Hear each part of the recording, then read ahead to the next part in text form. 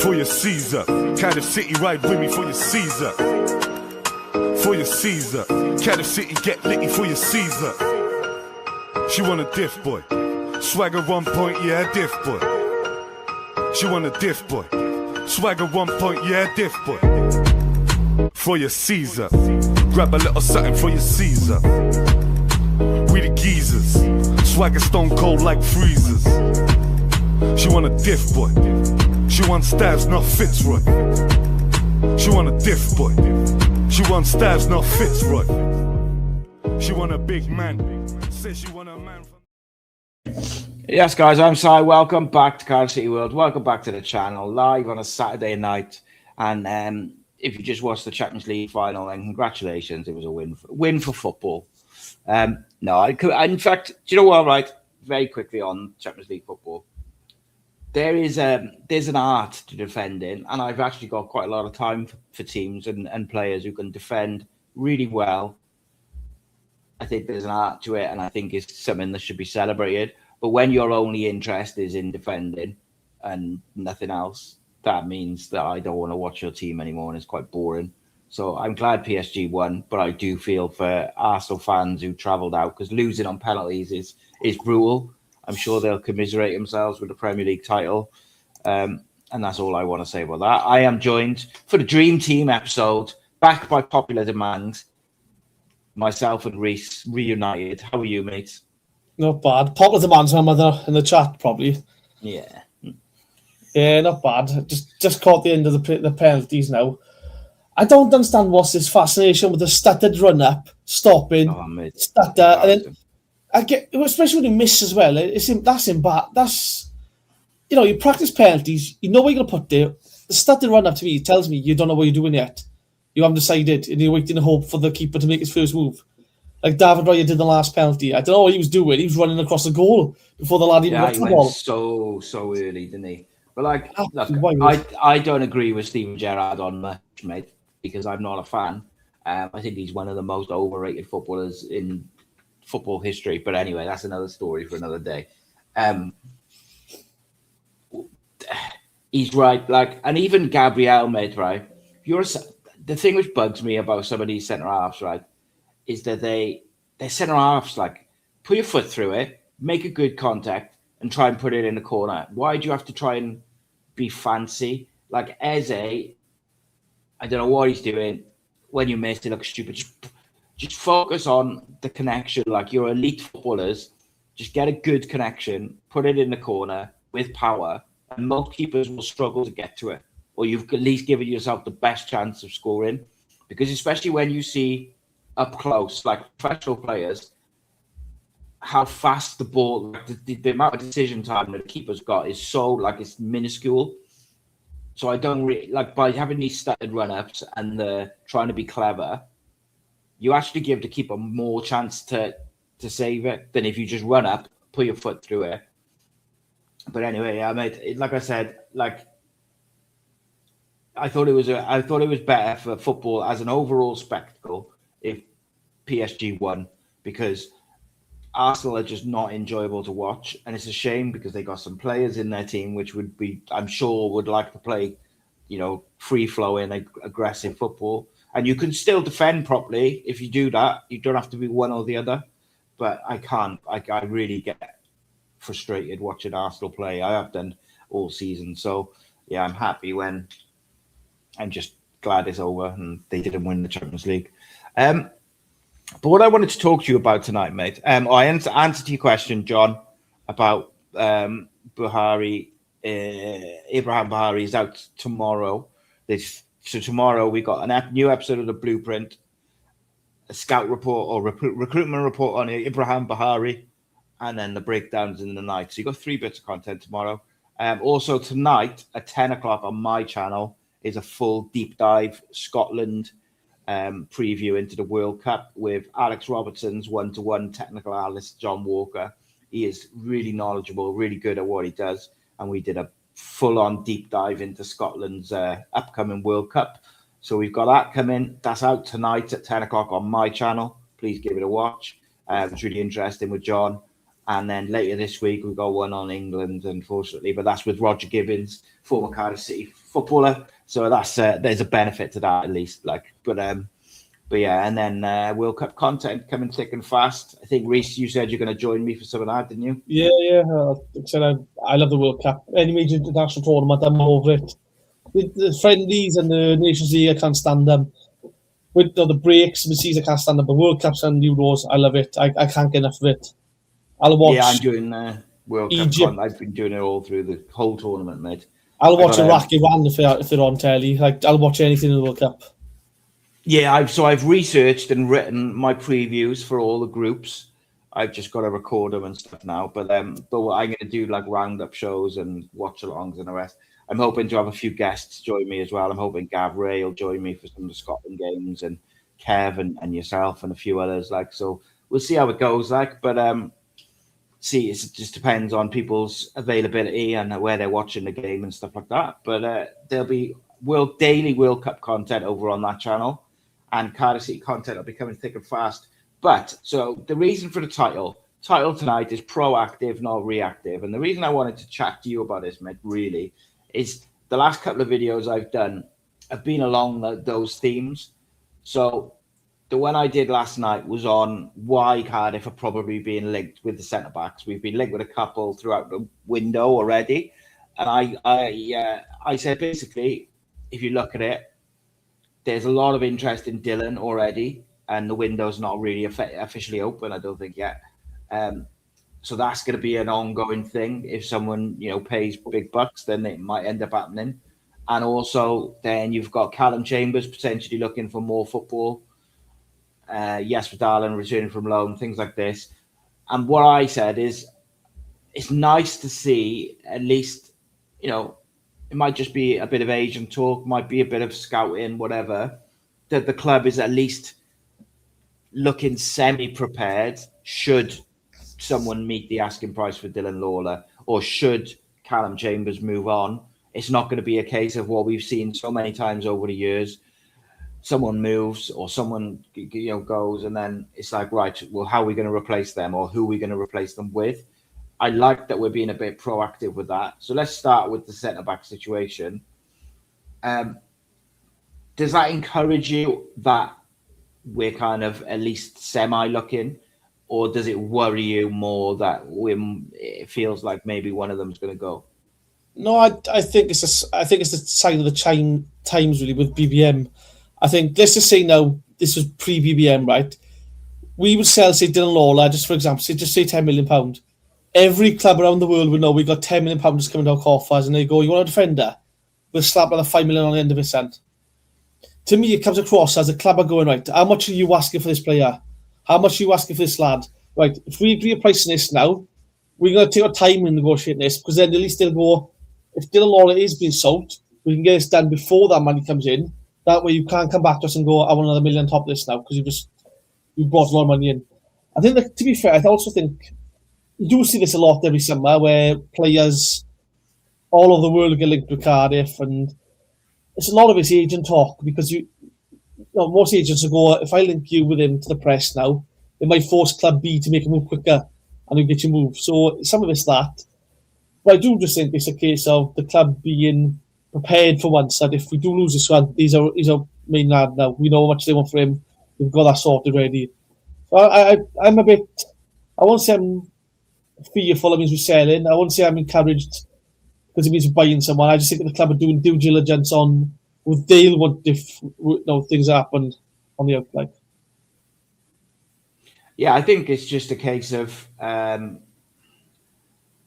you got to be realistic in that, and I think we've all been pretty realistic since since Dylan came into the first team, and it became common knowledge as people saw like how good he was. We all kind of accepted that he wasn't going to be with us for the long term. The hope, for me at least, was that maybe we could get back-to-back promotions and then be in the Premier League, and then maybe you get a bit more out of him. But realistically, and the example I always use, mate, is he's already played more games than Aaron Ramsey did the first time round. So if you look at it like that, clubs are going to come in this year because League One players do not sell for money, like big money.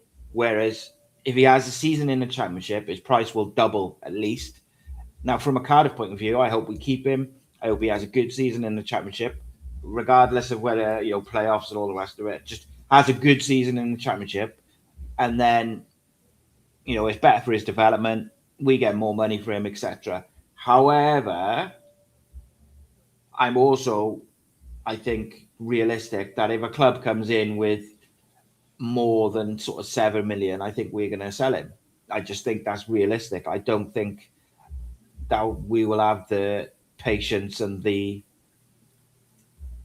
balls, if you like, to go, no, he's not for sale for that. You've got to pay more. I just don't think we will. But that's just probably history burned me, And I think if you think Joe Rodon went to £10 million to Spurs from Swansea, if Mark McGuinness cost reported, after all the add-ons, 11 million to go to Luton, if we sell a player like Dylan Lawler for less than that's insane to me. That is. That's again not the 20 podcast. I'm pretty sure they were in the overlap fan debate, and he said, "No, Dylan Lawler, Cardiff. He's one season League One, and he's like a £20 million defender." Yeah. Again, it's not just a Cardiff fans. So before people say, Cardiff fans are inflated the value of their own players. It's people who watch league football. They've seen it as well. It's £20 million player. I am a bit concerned with past negotiations on sales of players. I won't lie. I do think it's a bit different with BBM in charge. I think BBM will say, look, 7 million is ridiculous. If we sell him for that, I do think if anything less than 15 comes in, I think he tells the board, look, that's silly money. That's nothing. You can get a lot more than that. I do think that's changed. And I do think if BBM says to Tan, look, I don't want to sell him for that, I think Tan might go, all right then. I'm happy with that. Okay. That's the vibe I'm getting from it. So I'm not too concerned. But again, we've got to be linked with, I think, about 7 or 8 different positions out this summer. I mean, again, we'll probably be linked with a keeper now in a few weeks' time. I wouldn't be surprised. It's just the way it goes with with football talk. Obviously, players will have to leave before we do sign defenders. Or centre half, sorry. But again, I just think it's a club doing due diligence, trying to find out what players are worth if certain players go. And this one might not be in case Lawler goes. This might be in case Chambers goes or if Oshaw goes. So it could just be a case of that. Yeah, I think it's one of them. And for me, it's nice to, when I was speaking to someone yesterday, it's just nice to hear that there seems to be more of a organised thinking in terms of, if certain things do happen, it feels like we're more prepared. Whereas, historically, we have not been prepared whatsoever. Now, the other video I put out was today, which was basically saying that we should tie down Brian Barry Murphy now to a long-term deal. And the reason why I said that is partially because we've seen Skabala go to Bristol, but not so much that, but more, if we get off to a flyer this season, hypothetically, right? Yeah. It becomes very hard for the club, or harder, should I say, for the club to tie him down because he's going to be flying, his stock's going to be even higher, blah, blah, blah. But equally, if he has a poor sort of start, it might be the club are a bit more, not sure he is, whatever it may be. I just think tie him down to the longest possible deal you can tie him down to now. Show that you want to match his ambition and his project. And, he wants to take the club as high as he can take us. And he's got ambitions of managing in the Premier League and blah, blah, blah. Show him you want to match that. Tie him down. Give him money. I think we are going to spend some money this summer. And I think it's quite interesting how some things are starting to move and shake and stuff. But for me, I believe tying down Brian Barry Murphy to a long-term deal would be a big signifier. Maybe let's say, right, hypothetically, let's say in Dylan's head, right, hypothetically, so let's say he's a Cardiff fan. He'd prefer to stay at Cardiff for a year or two more. But he also knows a West Ham or, I don't know, a Man United or these type of clubs are kind of looking at him as a long-term project. And he's thinking, it's a big opportunity, blah, blah, blah. And then Brian Barry Murphy commits his long-term, a big long-term deal. Maybe Dylan goes, do you know what? I really like this manager. He's really helped me. he's committed to Cardiff. I'm a Cardiff fan. I'm gonna give it a couple more years, or I'm gonna go in the Championship and then see where we are. Same with Ruben or all these other players who really like him. And then equally, if you're a young player, whether it's for the 21s, I know we've got a few on trial and stuff at the moment for the 21s. Like, if you're a young player at the moment, Cardiff's a very, very attractive place to come. Not just because the academy's there and it's doing well, but because the first team manager will play you if you're good enough, regardless of how old you are. That's attractive. And again, you tie him down to a long deal. Easier to bring players into the 21s, the 18s, easier to bring young players to the first team, easier to loan players from the Premier League. It feels like that would be a very proactive approach to moving things and matching his ambition. But I'm interested in what people think, because I know maybe some people think it's too early. He's got a 3-year deal, I think, anyway. He's obviously going into the second year. Where do you stand on it? So, two different things. First of all, right, I think if another club's looking at BBM, it's going to be a club bigger than us, right, with more money, obviously. And at that point, I don't think it matters what his contract is, because if we say his buyout is 3 million, a big club will go, well, he suits everything we want, we'll pay 3 million. That's just a player for us in January. That's nothing, so we'll pay that. So I think that is that for me. I don't think that's the issue for me. However, if BBM is probably smart enough to know that previous managers have had issues with the transfer committee and stuff, let's be honest, he might be thinking, I'm going to see how this summer window goes, and then I'll sign a new deal. If they give me what I asked for and they back me and I feel I'll be backed, I'll sign a new deal. But he might be going, look, I'm not signing nothing until I see how this window goes. And I wouldn't begrudge him if that was the case. I think it'd be a smart move for him. I think the club would be silly not to give him a longer contract if he's on year 2 of a 3-year deal now. I mean, let's be honest, he's the best manager we've had in God since Dave Jones to me. He's repaired the fan base and the club. He's brought them together again. How many fans? Again, normally every season we go into things going off mid-table this year, mid-table. None of us are talking like that this year. We're just so excited to see what sort of football we're going to play. We loved it last year. I just think the club will be smart enough to know that, and I think I won't be surprised that's what Tam was doing in some aspect as well. When he was out in Malaysia on family photos, showing the cities, showing them a good time, and then going to go, do you want to stay a bit longer? You can do this every year if you want. I think of things like that. And don't forget as well, he's also bringing some more staff of his own in. And I think this summer is going to be a big indicator if the club will keep him on. Because if they say, look, you can bring some more of your staff in, we don't care, we'll pay for it. You want your players, we'll fund it for you. I think that's an indication that the club have got a connection with him, and then I think he will go, all right, let's stay a bit longer. I think that's what needs to happen first, though. Yeah, I think there's kind of 2 elements to it, isn't it? I mean, ultimately, the longer his contract is, the more a team has got to pay. Most managers don't have like a buyout clause, and I think it's normally just compensation, isn't it? But obviously, yes, the longer your contract, the more you've got to pay. And I suppose you could put a buyout clause in there, but it is what it is, isn't it? I think the interesting thing for me is, like you say, he's bringing some more staff in already. How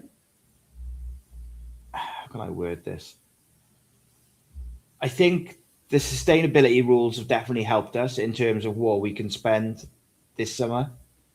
I think that the club is going to do everything that they physically and financially can to give him what he wants. But it'll depend on a few different moving parts. I thought even like not signing Ryan Wintle to a new contract, I thought even that was quite a big show of faith in him, because Ryan Wintle was such an integral part of the team last year. It would have been easy for the people at the club who don't know anything about football, who could have pushed back on that a little bit and gone, no, he was a big part of the team last year, a big part of us going up.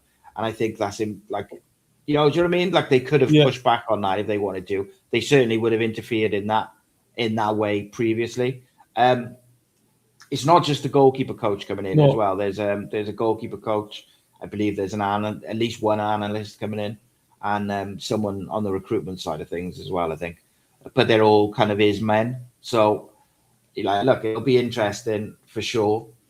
That Abraham Bahari is in the last couple of days is being followed by the club and by Glenn as well, interestingly. So that's quite an interesting one. That seems to have got a bit of speed. But for me, when I asked the question about him, the answer I had back was there's another defender in his team who's better than him. But I don't know whether that was a bit of tongue in cheek, like. But the window's not even open, like, so. Do you want to mention then about these, like, they'll try and back them as much as they can, right? Think back at the past few managers we've had. How many of them have really been given this sort of freedom? Let's be honest. Bullock was brought in, right? Bullock brought in 3 staff members on. At the end of the season, he was forced to let one go to bring in someone the club wanted to bring in. In the end, they both agreed on Reza. That was the agreement they had, because they wanted Robury back, I believe, and they said no. So even then, they were interfering with the staff in that, right?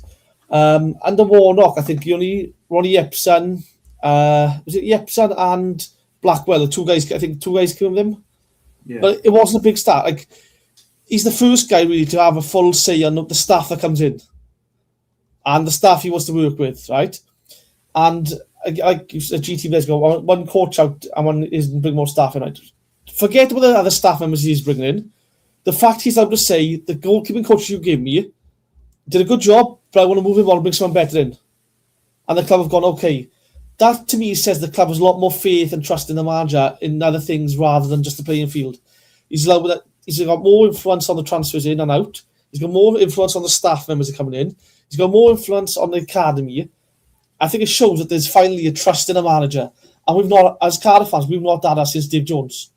That, for me personally, I think the trust in Warnock to an extent.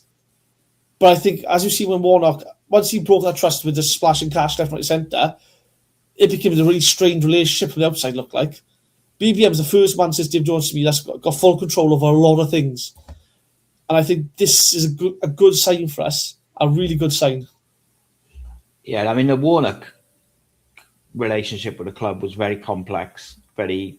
it was very managed, let's say, there was like a lot of kind of go-betweens to try and keep things on the level, which is not ideal. Like, what you ultimately need is you need everyone working on the same page. Sorry, mate. Yeah, that's fine. Same page. And I just think it's a difficult one. Sorry, mate. My vape sounded like it was going to explode. So that's fine. Move that away from me. Warnock has said himself that working with Dalman was a blessing, and I suppose that's because he was Dalman's man. So therefore, he had a bigger impact on trying to keep him happy, which you understand. But then it was from the outside, it looked like it was only them two that were getting along, no one else. So when you look at BBM, you see him like, you haven't seen Dalman for a while, you haven't seen Chu for a while, but Tan finally is on board with the manager. When's the last time we've seen this? Like, yeah, I just think that the club for once is going the right direction, and I think if I was BBM, I would take the summer to see how the club support my decisions and what I want to do, and then look to sign a deal. I think he's happy.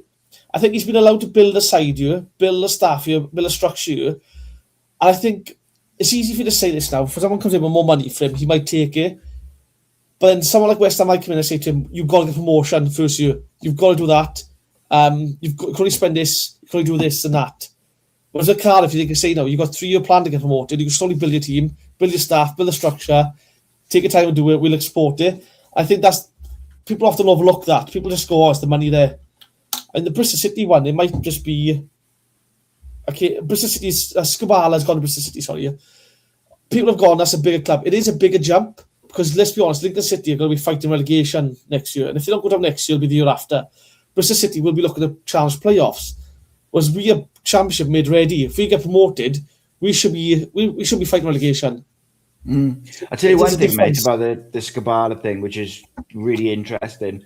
I've got Jake coming on this week, who's a big Lincoln fan, but he's very ingrained in and very knowledgeable about the inner workings of the club. And I was speaking to him, like, they've got a structure, and the way they've structured the club is so good that most fans, they're disappointed that Skubala's left, but his assistants have just taken over and will carry on working the same way.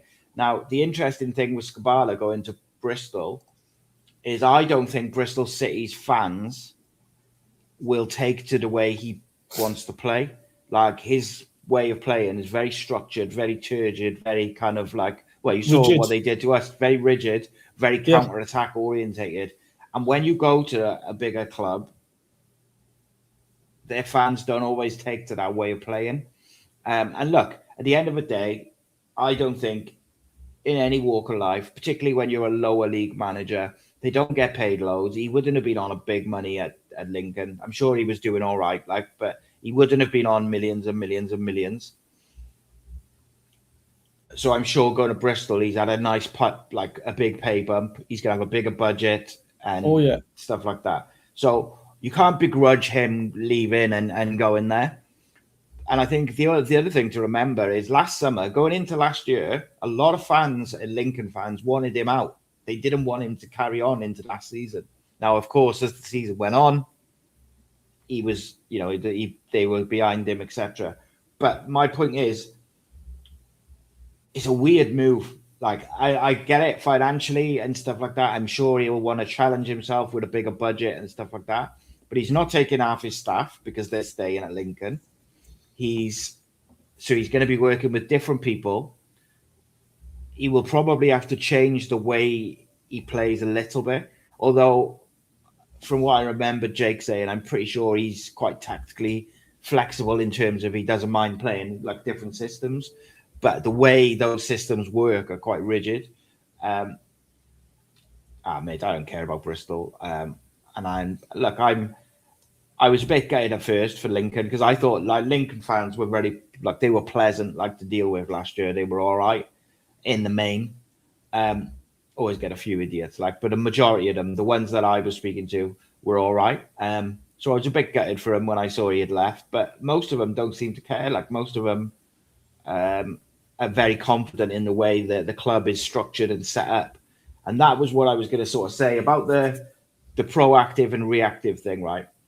Is for me, whether Brian Barry Murphy stays here till tomorrow or for the next 15 years, we should have, as a football club, whether that's the chairman, whoever it is, the owner, there should be a working list of, say, 5 or 6 names who, right, if Brian Barry Murphy leaves tomorrow, these are the kind of 5 names who we'd like to look to bring in, who would be able to carry on the foundations that he's built, work with the young players, work with the budget, work with the way we want to play football. And that list should kind of be evolving all the time. So if he does stay here for 10 years, it's obviously going to be a very different list to what it is today. But you should have that list because football, you know what it's like, mate. We're all old enough to know, like, football can change in a week. 7 days is a long time. And for me, if you're going to be proactive and not reactive, as a football club, you need to have a list of managers, not that you're speaking to, and you're going behind the manager's back or you want the manager to leave. But if worst comes to worst and if he goes to Real Madrid tomorrow, who are we going to look to bring in to carry on the work that he's already done? And I think that's really important. Same with Dylan Lawler, same with Ruben Caldwell, whoever. Like, have a list of people that you can go to straight away, not so that you're not doing the same old Cardiff City thing of, right, the January window's open, who are we going to sign? Or, right, we sacked our manager, who's the next manager? Like, let's be prepared and be proactive. Yeah, I again, not to compare us to Lincoln, but in a weird way, if you look at the way Lincoln play football, right, if you tell me now their manager's going to change, again, it's sentimental over, what's the word? It'll be sentimentality, they'll be thinking they got to losing him. Because if they're watching our football, they can't be excited about football. Like, anyone else comes in with a different brand of football will be more exciting. Do you know what I mean? Whereas if we lose BBM, that's the most exciting football we've seen in years. It's got to be someone that matches that level. I think there's a difference there. I think, as a club, I think the only way really in the future is to going down the same way that other clubs are doing, is looking at former assistants of Pep. I think with the way we play football, it's very much Pep orientated, and it's Pep structured. And I think nothing against likes of Cleverley or what's the one at Bolton, Schumacher, and Ryan Lowe, all them. Just for example, is they'll have a different way of attacking the football. I just think it would. I don't think we'd be the same team whereas with under Pep influence, like we've seen now with BBM. I think if he left, he'd bring another one of Pep's acolytes in, let's say. There'll be a very similar and easy turnover of style of play, if that makes sense, rather than just change it for another manager with another style of play. And we also got to be careful, because if we do lose, say BBM, and they bring in one of these English managers are all the same in some regard, where they'll go, I don't want a 20-year-old as centre half leading the line for me. I want a 28-year-old with experience. I want a 35-year-old experience. Or I don't want an 18-year-old kid on the wing for me. I want someone who's got experience to see the game out to me. And then you kind of lose the academy side of things. I think losing BBM in the next 2 or 3 years will be disastrous for us, if I'm honest to. No matter if they have got this set up ready, I think he's key right now to holding everything together.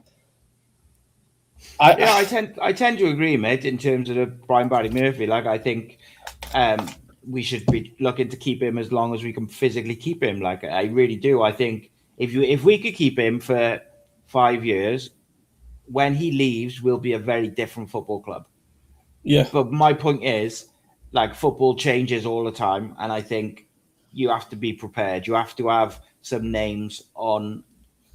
You have to have an ongoing list of people who potentially can build. And look, all managers are going to want to do things slightly different, or have slightly different view on the way things would be done or played or whatever. But it's doing your research and having a rolling list of, you can even involve the manager to a certain extent by asking him, who are the upcoming coaches, who are the upcoming managers. Is there anyone that you can tap into as a coach and bring him in who's just cutting their teeth at under 21s level or whatever it may be. I think as well, like, so you mentioned the name there, which I actually quite like, and that's Tom Cleverley. I know he was the club had spoken to him before. I actually think I quite like the way he turned Plymouth around, but I agree with you. It's going to be different because he's not one of Pep's acolytes. He's going to be more like that old school 90s, early 2000s feel, because that's the era that he grew up in, and he came in and under Fergie. He's going to be more about wingers and that type of thing, which is not a worst thing, mate. Like, people, I've lost the comment now, but someone said about set pieces, Arsenal, Coventry, Lincoln are like the best at set pieces. And that is something that we need to, as a club, improve on. However, me and you just spoke before the show started about set pieces are going to be very different next year because they're going to clamp down on it. And I think next year we might go back to where it was a few years ago, where you can't touch anyone in the box or it'll just be a free kick or a penalty instantly. Because I think this year it's got so comically bad with all the wrestling and grappling that I think they'll go the other way, So, again, it might be slightly different in that respect. My only concern, really, with if we did lose BBM, is I don't think anyone at this club has ever been in a position before where another club has wanted our manager. Mm-hmm. Like, every manager we've lost has been because we've sacked them because of it's gone pear-shaped. We've not been in a situation where we've had a successful manager and someone's gone, I want him. Yeah. And my worry is the club... Not to say they don't know how to negotiate that, but then that's my worry, though, is how they do negotiate it, how they do plan if that happens. Because, again, they've never been in this position before. I mean, true. They sacked Dave Jones, who was the most successful. Well, probably the best manager I've seen before BBM. They sacked him. I remember there's an interview with Tan. Dave Jones said about Tan. He bumped into him in an airport and he said, why did you play so-and-so on Saturday? They were down on the margin, you sacked me 2 years ago. And Tan didn't know himself. Obviously, it's the worry. But then we know that, how do I say this now? Under certain previous managers, when things were going bad, certain ones who didn't pick their person were more than happy sitting with their knives out. and the ones that did pick them were more than happy to defend them to the death. Now, it seems to be the people below the owner are split, and it's their way or it's wrong, if that makes sense. If they don't make the decision, then the other decision's wrong. My worry is that all three of them will have their own little say in the input if someone does report us for a manager. And that could get very complicated then, because, again, Tan will never have been in a situation before, so he'll be asking them to advise him. Neither of these two guys have been in a situation before, so they'll just be making up on the spot, if I'm honest. And that's my concern. Mm-hmm. Yeah, no, I can understand that. And I think the one good thing about that is I think the overall message back would be, no, you're not having him. But eventually, as you know, with football, like there's always a bigger fish and whatnot. This is an interesting question from John. And he says, do you think Aaron Ramsey would have more success taking over a confident side with momentum than he did trying to rescue 3 games after Bullet and Risa? I really do. I think he was in an impossible job when he came in. I thought it was really unfair on him. And I thought to do it with 3 games to go when we were, all but down, they may as well have just left Omar Risa in charge for those last 3 games. It was whoever they brought in was never going to make any sort of difference. It was whether you could just get a result ultimately. With Aaron, I just think his experience is obviously going to be the question. What I would like to see him do now is go and take over like an under-21 side or a lower league side. Probably I'd rather him take over like an under-21s or an under-18s and really cut his teeth under and learn from some really cutting-edge coaches, because he's got all the experience in the world. I mean, he was under Wenger for years in terms of working closely with a top manager, but he needs to get time on the pitch and belief in his own ideas and how to implement them, if that makes sense.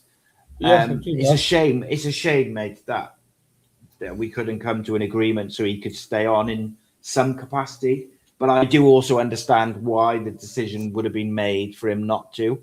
Because if you imagine, just as a hypothetical, say when BBM took over the job, say they'd said, right, Aaron, you come in as like a player coach. So you're going to be coach, but you're registered to play. You can play whenever in League One. It's one of them, when back in the day when they used to bring a director of football in above a manager partway through his deal. And it was so obvious, like, that the manager felt as if this guy was just there waiting to take his job. And I wonder whether there was an element of that, whereby if they had kept Aaron on in any capacity, whether it was as a coach or a player or whatever, would that have undermined BBM a little bit? I don't know. Like, I don't think it would have from Aaron's point of view, because I think he's a good bloke and he's a professional. But I just think it just creates a weird dynamic, wouldn't it, for any new manager? So I think his biggest issue would have been the change from player to manager so quick, because I've seen so many managers now say, like, I retired, and 2 days later I was managing the side. The boys will come in and go, all right, mate. It's not Gaffer. That jump to Gaffer and respect there is a different thing. And they say that they struggle themselves to stop being the player and being the manager, making the hard decisions. And it's impossible. They say, I need a year out, I need to go to a different club, but they don't know me, where I can be Gaffer and not the player. So I think that's the big issue Rambo would have faced if he did stay on even if as a coach, it'd have been a bit tough like that, because they've gone from player to manager to back to coach. I do think he needs to go off, work as a number 2, or just work under another manager, learn from some of the... No, he was under Juventus, I think it was Allegri. Like, he's worked some big names, just learn from some of them. I mean, there's no shame in becoming a coach, first team coach, then assistant, and then taking a job in the lower league and start kicking off from there, building something. So, but I do think, in regards to like you said about BBM, if he did leave, I think this is where we need a couple of our former players now in the club as coaches, where they could be learning off him. So if something did happen, they'd be ready to step into the role now. My only concern with Rambo right now is there's a lot of players in that club that still see him as their mate Rambo, not coach Rambo. And that's nothing against him. That's just, like so many managers have said it, that's the hardest part, because in their head, they still play themselves. So they interact differently with the players, and it causes friction sometimes. Yeah, I mean, Paul's just made a really interesting suggestion, right? He said Lee Riley. And that's the reason I find that really interesting, and it's something that we're going to discuss with Jake later this week. And I think that show with Jake will be really fascinating. But that's what I find that interesting, because if you've got the structure and the players are working and everything's going in a certain direction, it's all based around how the manager's set it up, etc., then the assistant can technically, hypothetically, take over that work, because do you know what I mean? They can just step into the role. Now, in most cases, the assistant manager goes with the manager and he takes all his coaches, but not every case. As you could see with Lincoln this week, Scabala's assistants took over his job and all the coaches stayed. So it is interesting suggestion. Now, I would suggest, I mean, my original suggestion is, and kind of is, and always will be, I would like the club. Part of my thing over the last couple of years has been, I want Cardiff City to step into the modern world and be on the cutting edge of recruitment and data and analysis and everything which comes with a modern world. But I also, one of my biggest things is be proactive and not reactive. And you got to be honest, right? One way or the other, Brian Barry Murphy is going to leave at some point. Whether that is because someone else comes and takes him off us like a bigger fish, whether it's because the form drops and the board shit their pants, or whether they have a falling out, or whether he stays here for 25 years and retires. At some point, he's going to leave. It's a fact. Yeah. All I'm saying is that as a club, I would like to see us be prepared for that more than we have been in previous years. Yeah, I agree with that. I think we struck gold with the BBM, I think, though. When you hear former players who worked in them talk, they say about how obsessive he is in football. Like, most managers, I think we heard about players like Dave Jones. Dave wouldn't take training, he'd have Terry Burton do the training. Like, players now saying BBM is doing the coaching, he's doing the training, he's doing the tactics, he's doing the talk, he's doing all of it. I think that's what you're going to look for as well in the manager, someone who's so obsessive with everything. Because that's how you get the best out of him. I think, Lee Riley would be a good shout. But also, you want to sort of pad his coaching staff out with a few more coaches so they can learn off him. So if Riley does decide to go BBM, you've got other coaches there who'll be able to step up to the mark. Like, exactly. Like, apparently he's so obsessed. I think Conor Cody is one of them, and someone else said about it. Like, he's in Leicester, he's there before everyone else, he's set up the calls, do the training. After training, he's reading all the fitness stuff, he's doing everything.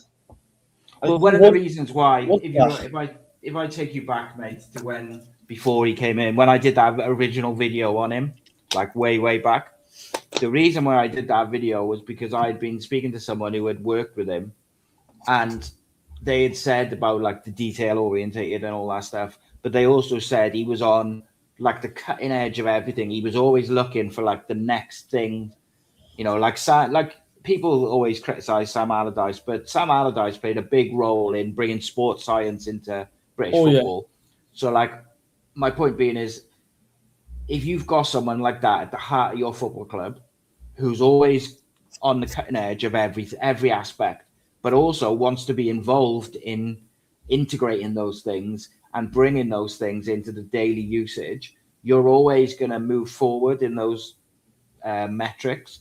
And I felt like at the time, Cardiff was so behind in terms of how we use data and how we use that sort of stuff, that I wanted someone to come in and completely revolutionize it. Now, obviously, I didn't know that 7 months later, he was going to be the manager. But what I would like to see us now is I would like to see us, he's the center of it as the manager, and I would like to just see it kind of grow outwards into all departments, and not necessarily have his people everywhere, because I don't think that's realistic, but use his brain and his knowledge and his attention to detail to expand and maybe create some departments in some areas, but like bring everything to where it can be, because it's not just about the things that we haven't got that we should have, whether it's the use of data, say, just as a hypothetical example, using data the way that other clubs do to recruit. But it's also about maybe getting in things that other clubs don't have, that you want to be the first to have. Or, I noticed an interesting one. Do you remember I did that series called, going off on a tangent. Remember I done a series about called Rebuilding Cardiff City? Yeah. And I went through all the different departments and things. Did you notice this year that we had cryogenic, they've been used in the cryogenic chambers? Yeah, new sponsor thing coming to us, haven't they? Yeah, but that was one of the things. I'm not saying by any means that it was anything to do with me. I'm just saying, but that was the sort of thing that I was saying about, like, using things like that for recovery. Monitoring players' sleep is a big one. Like, Jadon Sancho is the most obvious example of a professional footballer not giving a flying F about, his sleep patterns and behaving like a professional. But if you monitor players' sleeps with like Whoop or whatever device, and you can see that they're staying up gaming all night, then you give the player the opportunity to correct that. And if they don't, then you have it written into their contracts, don't you, or whatever. But my point is, you should be monitoring all that stuff. I know that they're adults and they should be able to monitor it themselves and the rest of it. But the fact is, these are young men with a lot of money, and they're bored for large parts of the day when they're not training. So it's a way, and all these little things are things that I feel and felt that Cardiff was not either not doing or a bit behind on or needed to implement.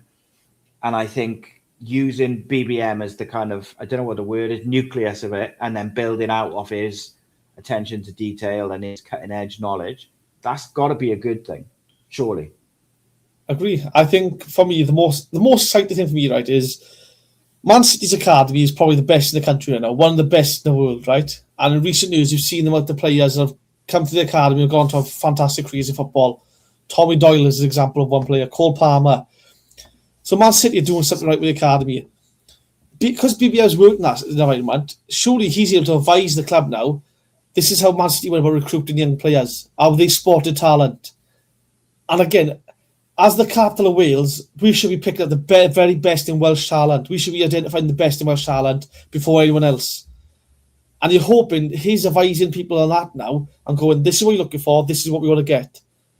And again, we won't see it now for another 10, 15 years because it'll be 7-year-olds, 8-year-olds, and they'll start in them. And then you won't see them to the 17, make their debut, or 18. So 10 years' time, maybe. But you're hoping that he's having a major influence on how the academy is going to change and start operating already, hopefully. And that's another great asset to have in the building in that regard. Like, there's so many factors that he just looks so comfortable with us. He's got his hands in that. This is why I think Tanner's enjoying spending time with him, because he's literally a football man who's obsessed with football, everything football. And I think just being to spend time with someone like that is fantastic. And I think give the chance to spend a bit of money. I think the club can really kick on the right direction. If we keep him for the next at least 5 years, I say this club in the next 10 years could be a Premier League regular. Personally, with an academy conveyor belt of players that's slowly coming through non-stop. Yeah, I agree, mate. I don't think it's no secret that I'm a big fan of BBM, but it's not like I just plucked him out of the air and gone, oh, I like him, so I'm just going to back him. He's come in, he said what I thought he would say in terms of the kind of things, but he's backed it up as well. Like, people forget, like, it's a long old season, in League One. And because we finished second, that's something which kind of gets thrown at us a little bit. I said in a video the other day that I think a big part of why we ended up coming second rather than first was because where Salich got injured, and we should have probably got a lone player in to cover him just to take the pressure off, because when teams sit behind you, sit 11 men behind the ball, the false nine thing is difficult, isn't it? Like, because there's no room in behind. But I think people forget like how good we were at the start of the season, particularly. Like, we didn't concede a goal from open play for ages. We were playing incredible football. Like, all of these things, like, we were very, very good value to go up. Like, it wasn't like we squeezed that. Like, it makes me laugh, mate. You look at the predictions, right? Predictions of where teams are going, or the championship predictions for next year. Nearly everybody has us in the bottom 3 or the bottom 2.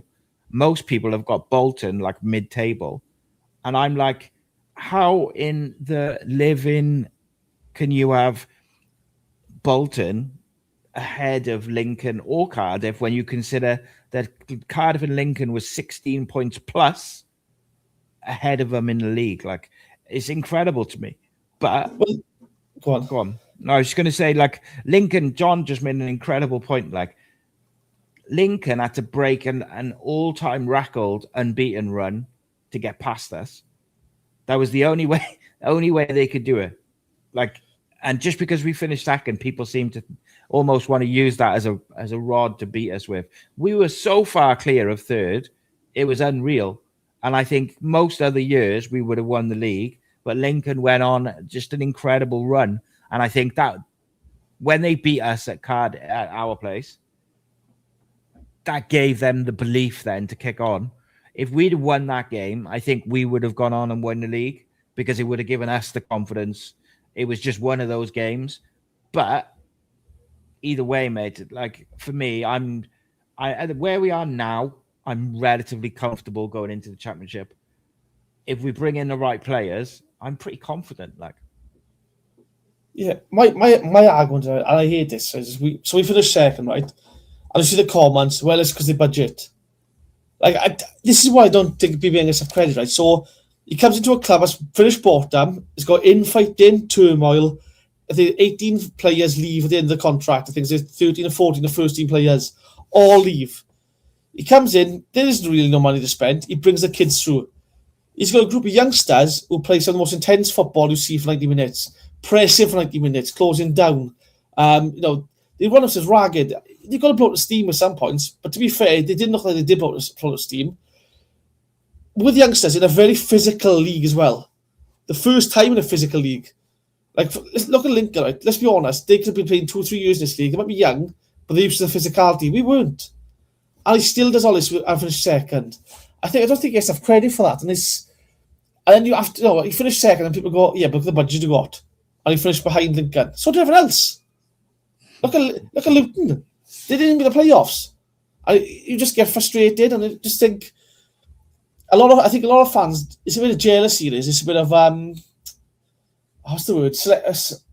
Selective outrage. Well, Cardiff City is second. That's not good enough for them. But we brought, though, you're not. Yeah, but we didn't have the budget too bad. But we got rid of all these players.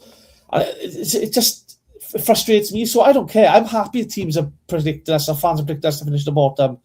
Because that means no one's watching us, no one's paying attention to us.